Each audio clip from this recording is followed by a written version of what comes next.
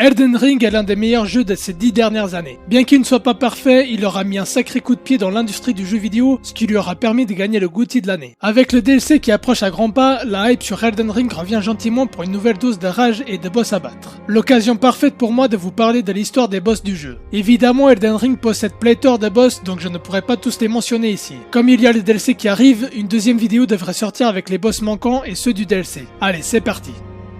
Rennala, la reine de la pleine lune.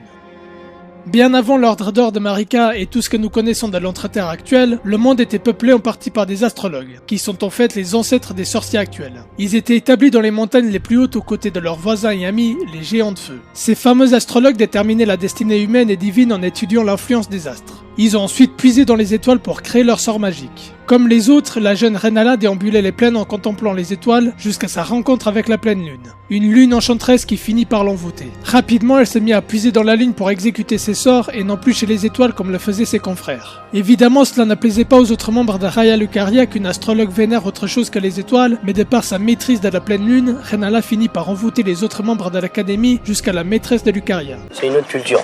Après cet exploit, elle hissa sa maison, Caria, en tant que famille royale, ce qui fit d'elle une reine, la reine de la pleine lune et de Caria également. Tout naturellement, elle a ensuite intégré les sorts de la pleine lune à l'académie sans pour autant remplacer la magie des étoiles, traitant simplement la magie de la lune en tant qu'égale de la magie des étoiles. Évidemment, tout le monde n'était pas de l'avis de la reine et certains considéraient cette nouvelle forme de magie comme hérétique et des étudiants décidèrent de quitter l'académie ou furent simplement bannis car leurs idéaux étaient considérés comme dangereux. C'est lorsque l'arbre monde est apparu dans l'Entreterre et que Marika commençait à déclencher des guerres un peu partout que Rennala énerva réellement Marika. Comme dit plus tôt, elle était l'alliée des géants de feu, et Marika, elle, n'appréciait pas trop les géants, à cause du fait que ces derniers possédaient une flamme capable de brûler l'arbre monde. Forcément, Rennala et son académie devenaient un danger pour Marika et son ordre d'or. Surtout qu'elle avait déjà affaire. Entre les géants, les dragons et maintenant les sorciers, ça faisait beaucoup pour notre chère déesse d'or. C'est pourquoi elle décida d'envoyer l'un de ses champions mettre un terme à la famille Caria. Ce champion, c'était Radagon, qui est en réalité l'alter ego masculin de Marika, mais on verra ça plus tard. Après d'innombrables batailles, aucun camp n'en sortait victorieux. Je vais te faire courir, moi, tu vas voir, le rouquin. Contre toute attente, Rennala et Radagon ont fini par sortir ensemble et se sont même mariés dans l'église des vœux. Avec ce mariage, les tensions entre l'ordre d'or et la maison de Caria se sont dissipées. On est en droit de se demander si Marika n'avait pas tout prévu depuis le début. En envoyant Radagon, elle avait potentiellement prédit ce mariage et pourrait ainsi garder le contrôle des forces de Caria. Enfin, c'est une théorie comme une autre. Les deux s'aimaient et eurent donc des enfants. Radan, le fléau des astres, Ricard, le seigneur des blasphèmes, et la princesse lunaire Rani. Mais comme le bonheur ne dure jamais très longtemps dans Elden Ring, les choses ont commencé à se dégrader. Radan a quitté l'académie pour s'installer à Caelid et étudier la magie gravitationnelle, Ricard s'est installé sur le mont Gelmir, et Rani est devenue une empyréenne. Autrement dit, un autre potentiel du cercle d'Elden qui remplacerait Marika au titre de déesse. Et je suis relié à l'énergie de l'homme vert, donc celui qu'on appelle l'homme vert, que les prophéties appellent le grand monarque aussi. Il se pourrait donc que Marika, ou la volonté suprême qui dirige l'Elden Ring, ait volontairement choisi Rani comme prétendante au titre des déesses, dans le but d'empêcher Caria de se rebeller, car l'un d'entre eux est le dieu de cet ordre. Rennala avait perdu ses enfants mais pas son mari. Malheureusement, Godfrey, premier mari de Marika, avait mené son dernier combat et perdu la grâce dans ses yeux, devenant ainsi le premier sans éclat de l'Entreterre. Marika rappelle donc Radagon pour qu'il devienne son mari, ce que ce dernier a fait sans hésiter. Cela laisse donc Rennala seule dans le désespoir le plus absolu. Les choses n'ont fait qu'empirer après ça. Les membres de l'académie ont fini par se révolter et les sorciers des étoiles ont donc mis fin au jour des sorciers de la lune, à commencer par Rennala. Malgré tout, la famille Caria réussit à se défendre grâce à un piège enchanté encore actif à ce jour, et la reine Rennala sera enfermée en haut de l'académie dans la grande bibliothèque. Sa seule consolation est un œuf d'ombre donné par son ancien époux Radagon. œuf utilisé pour les rituels de réincarnation via la rune de l'enfant à naître. On ne sait pas ce qu'elle essaie de faire renaître et le seul lien qu'on a avec cette rune, ce sont les étudiants qui l'accompagnent. Tous imparfaits, faibles et éphémères. Coucou, tu veux voir ma Voilà donc comment la reine incontestée de la sorcellerie est devenue dérisoire à cause de l'amour qu'elle voit à son mari et perso je trouve son histoire vraiment triste. Morgoth, le roi des réprouvés. Bien qu'il soit l'un des boss les plus détestés, Morgoth est l'un des personnages avec l'histoire la plus tragique du jeu. Morgoth est un demi-dieu provenant de la lignée dorée, incluant Godwyn et son frère jumeau Mog. Fils de Marika et du premier seigneur Godfrey, il n'a pas eu la chance de naître tel que ses parents l'auraient aimé. Comme Mog, il a été frappé par la malédiction des réprouvés. Les cibles étaient frappées par des cornes distordus poussant partout sur leur corps, leur donnant cette apparence abominable. Waouh, qu'est-ce que c'est que ce truc là Les enfants non issus de la lignée d'or voyaient leurs cornes coupées et la plupart n'en survivaient pas, suppliant leurs bourreaux de les laisser tranquilles. Ceux qui n'étaient pas tués comme Morgoth étaient cachés à la vue de tous et leur nom était changé pour qu'on ne retrouve aucun lien entre eux et la royauté. C'est pour cette raison que la première fois que nous le croisons, il s'appelle Margit le Déchu. Alors je sais, le nom change pas trop de l'un à l'autre, mais de toute façon personne ne connaissait son vrai nom. Morgoth ainsi que son frère Mog et tous les autres réprouvés étaient enfermés dans les profondeurs de la capitale. Une grande place labyrinthique cachée aux yeux de tous. La question qu'on est en droit de se poser, c'est pourquoi ces êtres sont tués ou enfermés alors qu'ils n'ont rien fait. Si vous avez fait le jeu, vous avez certainement rencontré les Chevaliers du Creuset, des ennemis surpuissants très difficiles à vaincre. Ces êtres faisaient partie d'un ordre divin antérieur à l'ordre d'or imposé aujourd'hui dans l'Entre-Terre. Ces divinités d'une autre vie étaient représentées avec des cornes semblables à celles des réprouvés. Marika les aurait donc fait enfermer car ils représentent sans le vouloir l'ancienne divinité et non pas l'actuelle. Mais s'il a été enfermé, comment a-t-il fait pour s'échapper? Après tout, son frère aussi n'est plus dans les profondeurs. Il semblerait en fait que la malédiction vienne de la volonté suprême qui a perdu de son influence dans le monde depuis que Marika a brisé l'Elden Ring, ce qui aurait rendu cette malédiction moins efficace et ainsi permis aux deux frères de s'enfuir. On peut prendre pour exemple les entraves de Margit, un objet permettant autrefois d'enchaîner Margit pour l'éternité, mais qui aujourd'hui permet uniquement de le bloquer pendant quelques secondes.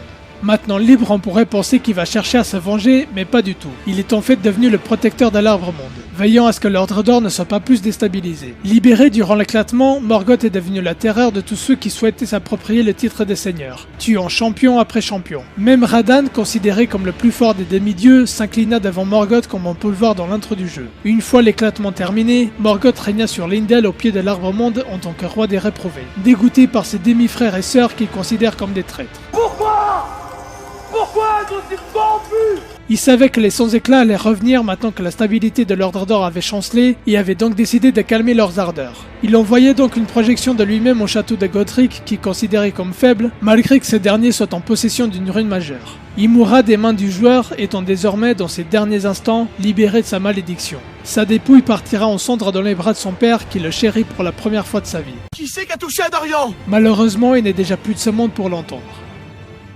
Rikard, le seigneur du blasphème. Premier fils de Rennala, le seigneur du blasphème a dévoué sa vie à détruire l'Ordre d'Or. Jadis chevalier de renom, il deviendra fou et se mettra à dévorer ce qui se trouve sur son chemin dans le but de gagner en puissance. Mais comment ce guerrier craint et respecté est devenu la monstruosité qu'on croise dans les fins fonds du manoir du volcan? Commençons par le début. Rikard est né dans un contexte particulier. Ses parents, autrefois rivaux, de par leur mariage avaient créé une paix fragile entre Lucaria et Marika et son Ordre d'Or. Bien que les adeptes de Lucaria ne soient pas contraints à se soumettre à l'Ordre d'Or, Marika pouvait continuer à propager son ordre aux autres espèces de l'Entre-Terre en donnant au nom la grâce. C'est exactement ce qui a agacé Rikard. Comment l'Entre-Terre pouvait-elle se soumettre autant à une divinité et comment ses habitants pouvaient ainsi aller jusqu'à se battre pour le peu de grâce que la volonté suprême voulait bien leur accorder. Cela influa ses opinions et il décida de renier l'Ordre d'Or et la grâce qui pouvait lui être offerte. Oh shit! Pire, il se fixa comme objectif de détruire l'Ordre d'Or et l'influence qu'elle avait sur le monde. C'est ainsi qu'il quitta l'Académie des Raya Lucaria en quête de puissance. Son périple lui mena jusqu'à Tanis, une jeune danseuse qui deviendra plus tard sa femme. Leur chemin les amena ensuite jusqu'au mont Gelmir où ils se sont installés. Voyage pas mal, effectivement, c'est une chance. C'était un endroit plutôt sinistre habité autrefois par un culte vénérant un serpent géant immortel. Ce serpent utilisait ses fidèles comme sacrifice dans des rituels pour devenir plus fort. Évidemment, le réel but de ces rituels était caché aux yeux de tous, mais le serpent finit par être traqué grâce au Trek Viper, l'arme qu'on utilise pour combattre Rikard. Une rébellion avait vraisemblablement éclaté au mont Gelmir, visant uniquement à affaiblir le serpent et non pas à le tuer. Dans tous les cas, ces cultes avaient disparu depuis longtemps lors de l'arrivée de Rikard au mont Gelmir. Étant le fils d'une sorcière et maîtrisant lui aussi l'art de la sorcellerie, il avait mis au point, grâce à la magie du coin, de nouveaux sorts basés sur le feu. Bref, il prit le contrôle du mont et commençait doucement à mettre en place son plan. C'est lors de la nuit des couteaux noirs qui aboutira à la mort de Godwyn et à l'éclatement de l'Elden Ring que Rikard débuta gentiment sa rébellion. Sa sœur Ranni, qui y avait participé, lui offrit une griffe blasphématoire et avait mis en confidence son frère sur le complot visant à dérober la rune de la mort pour tuer son corps d'Empyréenne. Si jamais le complot venait à échouer, quelqu'un se devait de le continuer. Cette griffe portant les traces de la rune de la mort permettrait ainsi de parer les coups de Malekith, détenteur et protecteur de la rune de la mort. Malekith deviendrait ainsi plus facile à abattre et Ricard pourrait alors libérer la rune dans l'Entreterre. T'y comprends quelque chose, toi, Samuel, hein? En gros, le but là-dedans était de tuer Marika. Cette dernière ayant supprimé la mort de l'Entreterre en enlevant la fameuse rune du cercle pour se rendre elle-même immortelle. Avec le temps, Ricard était devenu un tyran, tuant tous ceux prêtant allégeance à l'Ordre d'Or de manière horrible. Il accueillait également chez lui ceux qui souhaitaient à l'inverse s'en éloigner. Après l'éclatement, de nombreux demi-dieux réclamaient les runes majeures dans le but de devenir le nouveau seigneur d'Elden, mais pas lui. Au contraire, il s'est mis en tête de traquer tous les demi-dieux qui voulaient reconstituer le cercle d'Elden. Au mont Gelmir, Ricard n'avait pas mis longtemps avant de retrouver les traces de l'ancien serpent. Il l'a réveillé et, charmé par cette divinité, il commençait à lui vouer un culte. Ce sera là malheureusement le début de sa chute. Le serpent demanda à Ricard de satisfaire son appétit. Tout le monde y passait, non plus seulement ceux qui suivaient l'Ordre d'Or, mais ses alliés aussi. Les dévoués de l'Ordre d'Or ne voyaient pas du tout de bon œil les agissements blasphématoires de Ricard et une guerre entre les deux camps éclata. Trop c'est trop. Là vraiment trop c'est trop. Les chevaliers d'or menèrent l'assaut sur le mont Gelmir, mais la puissante armée de Ricard vint s'écraser sur eux. L'avantage du terrain et leur puissance causèrent la défaite des partisans d'or. Les quelques survivants furent contraints à errer sur le mont, n'ayant d'autre choix que de recourir au cannibalisme pour survivre. Ricard continua les sacrifices en vain. La fin du serpent n'en finissait pas. C'est alors que ce dernier proposa un pacte à Ricard. L'avaler pour fusionner, devenir immortels ensemble, et avaler les autres dieux pour les tuer et détruire l'Ordre d'Or. On ne sait pas réellement qui contrôle qui. Est-ce Ricard qu'on voit durant la bataille, ou n'est-il plus qu'un réceptacle pour le serpent? Ce qui est sûr, c'est que Tanis, sa femme, rappelez-vous, avait pris le contrôle du manoir et fondé un groupe appelé les Réfractaires. Des sans-éclats ayant perdu la foi dont le but était de traquer d'autres sans-éclats pour les donner en sacrifice. Une fois leur mission accomplie, les chevaliers réfractaires avaient alors l'honneur de rencontrer leur seigneur, Ricard. Vous l'avez évidemment compris, tout cela faisait partie d'un piège pour les envoyer au casse-croûte. Les pauvres chevaliers, pensant rencontrer leur seigneur, finissaient dévorés par le serpent. Messieurs, je vous présente votre meurtrier. Certains chevaliers l'ont très bien compris et finirent par ne plus le suivre et se sont même retournés contre lui. Malheureusement, il était devenu trop puissant et tous échouèrent les uns après les autres. C'est donc à vous que cette tâche incombe. Mais voilà, mais c'était sûr, en fait. C'était sûr. Une fois mort, vous pouvez retourner dans la salle du boss pour découvrir sa femme Tanis en train de le dévorer dans le but qu'il puisse renaître en elle, car comme l'a dit Ricard, il peut mourir mais le serpent quant à lui est immortel. Voilà comment Ricard, un personnage qui avait pourtant tout pour réussir, a sombré dans la folie la plus totale. Lui qui détestait la soumission à la volonté suprême, finit par devenir l'esclave d'une autre divinité encore plus cruelle. Godric, le greffé. Descendant de Marika et Godfrey, il fait partie de la lignée dorée aux côtés de Godwyn, Morgoth et Mog, d'où son nom Godric le Doré. Mais il n'est pourtant pas leur fils directement. Il n'est qu'un lointain parent dont le sang royal a été dilué, même si vous allez me dire que Kenneth, un PNJ du jeu, le décrit comme le fils de Godfrey. Il faut comprendre par là qu'il est plus un héritier qu'un vrai fils. Bref, comme toute la lignée dorée, il est né à Leyndell, mais contrairement aux autres demi-dieux comme Godwyn, il est né faible et fragile. La chatte qu'il a, la chatte. Durant l'éclatement, la guerre entre les demi-dieux pour les runes majeures de l'Elden Ring, Godric ne pouvait clairement rien contre ces derniers. Il décida donc de s'enfuir de la capitale par un moyen peu honorable. Il utilisera le voile mimétique pour se déguiser en femme et fuir en emportant avec lui un tas de trésors de Leyndell. C'est ça la puissance intellectuelle. Bac plus 2 les enfants. Pour échapper à Radahn et sa colère, Godric prit refuge dans le château de Voile-Orage. Un château qui semblait appartenir autrefois à Godfrey, comme nous laisse penser la statue à son effigie derrière le trône, ou encore les tableaux de lui. Pour une raison inconnue, Godric insulta Malenia, l'une des guerrières les plus puissantes de toutes. Résultat, 3 coups de cassé car il dut se prosterner devant elle. Il rentra à son château, la queue entre les jambes, tout en cherchant un moyen de devenir plus fort. Pour moi, tu n'es qu'une merde de chien qui s'étale sur un trottoir. Ce n'était pas l'ordre d'or et la volonté suprême qui l'intéressaient. Non, son but, restituer la gloire et la force de la lignée d'or et revenir chez lui en tant que champion incontestable. Godric chercha à acquérir le pouvoir de ses semblables, pouvoir auquel il n'avait jamais eu le droit. La méthode qu'il a trouvée pour l'acquérir, c'est donc la greffe. Tous ceux qui passaient par son château finissaient en pièces démembrées dans le but d'être attachés à son corps, qui devenait de plus en plus monstrueux. Allez, viens, on est bien. Allez, viens, on est bien. Il greffera même la tête d'un dragon à son bras pendant notre combat contre lui, mais malgré tout cela, il reste faible et méprisé par ses semblables. Morgoth enverra même l'une de ses projections défendre l'entrée du château, car il le considérait comme un moins que rien.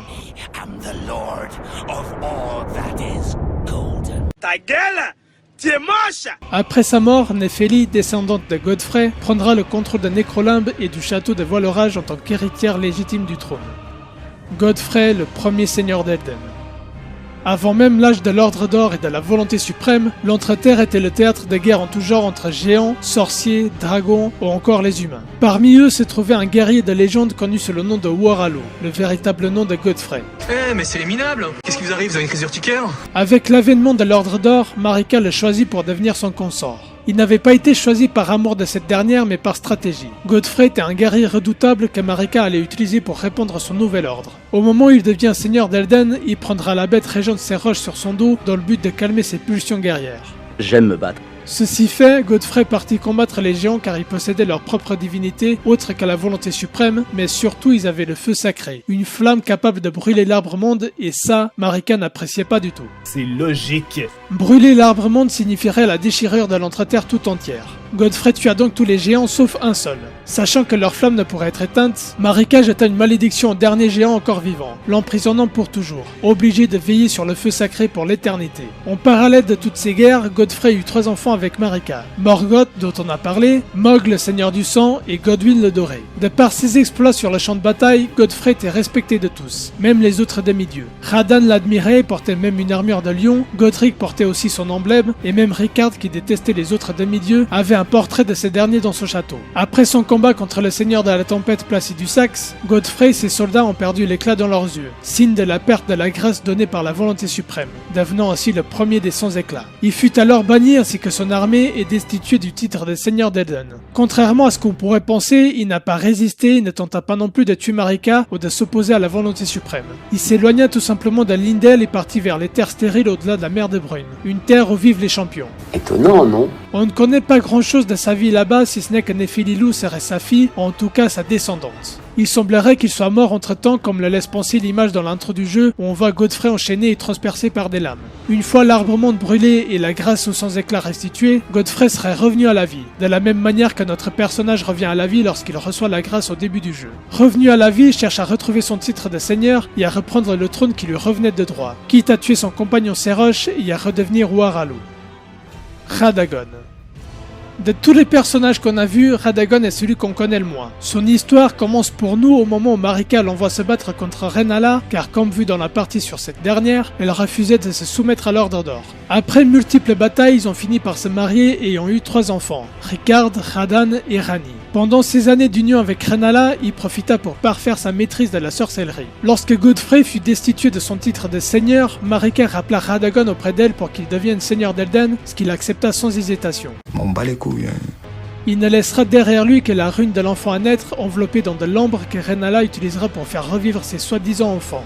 Maintenant avec Marika, il décida d'apprendre les incantations, ce qui laisse penser qu'il aspirait à une certaine forme de perfection, à toujours vouloir plus de pouvoir. Oh oui, tu es beau, même dans les pays pauvres. Avec Marika, il a eu 2 enfants, Michaela et Malenia. 2 enfants maudits car Radagon et Marika sont en fait la même personne, ou en tout cas ils partagent le même corps. La théorie voudrait que Radagon et Marika représentent chacun de leur côté l'un des 2 aspects de l'Ordre d'Or, la causalité et la régression. Marika étant la déesse de l'Ordre d'Or et Radagon l'arme, après leur union, ils auraient tout simplement fini par fusionner sous le souhait de Marika. Elle finit par briser le cercle d'Elden car elle avait perdu foi en la volonté suprême après la mort de son fils Godwyn. Cercle que Radagon tenta de réparer ensuite sans succès. Pourquoi? Qu'est-ce qui s'est passé? Malgré ça, la volonté suprême décida de le punir en l'enfermant dans l'arbre-monde, suspendu dans les airs par un demi-cercle d'or. Radagon reprend le contrôle du corps de Marika pour nous combattre et protéger une nouvelle fois l'Ordre d'Or. Une fois mort, la bête d'Elden apparaît, s'empare de son corps et forge une épée avec, la lame relique sacrée. Et voilà qui conclut cette vidéo sur l'histoire des boss d'Elden Ring. Dites-moi dans les commentaires quel est votre boss préféré du jeu. Perso, j'aime beaucoup Godric. Son design est très cool, son histoire est plutôt pas mal, sa musique est pour moi la meilleure du jeu, et son combat est tout ce que j'attends d'un combat de boss. Si la vidéo vous a plu, n'oubliez pas un petit j'aime et l'abonnement, ça fait plaisir. Nous on se retrouve bientôt pour une nouvelle vidéo, d'ici là, portez-vous bien, ciao.